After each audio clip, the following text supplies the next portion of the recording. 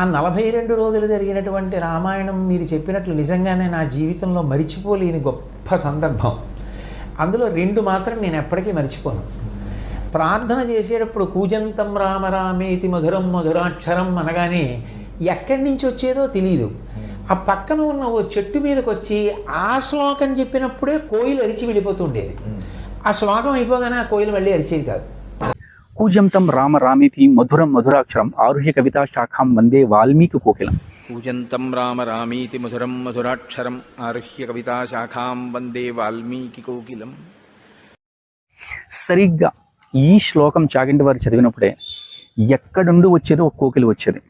చాగంటి వారి రామాయణ ప్రవచన సభకి దగ్గరలో ఉండే ఒక చెట్టు మీద రాలి ఆ కోయిలు కూసేసి సరిగ్గా ఈ శ్లోకం చదివిన తర్వాత అది వెళ్ళిపోయేది. ఎక్కడికి వెళ్ళిపోయేది ఎవరికి తెలిసేది కాదు. ఆ శ్లోకానికి ముందు వచ్చేది కాదు, ఆ శ్లోకానికి తరువాత ఉండేది కాదు. సరిగ్గా ఆ శ్లోకం చదివినప్పుడు మాత్రమే ఉండేది. ఆ కోయిలు కూసేసి వెళ్ళిపోయేది. ఇలా 1 రోజు 2 రోజులు జరిగితే కాకతాళీయం అనుకోవచ్చు.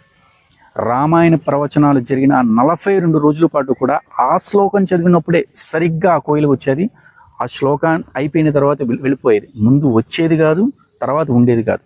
ఈ విధంగా ఆ 42 రోజుల పాటు సాగింది. దీన్ని కూడా మనం కాకతాళీయం అనుకోవచ్చా?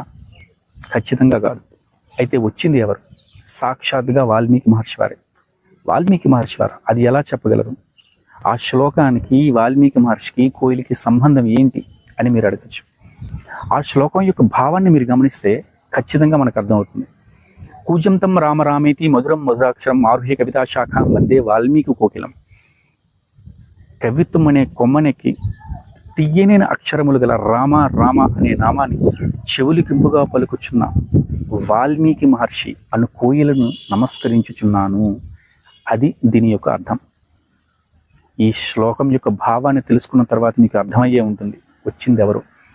వచ్చినది ఖచ్చితంగా వాల్మీకి మహర్షి వారే.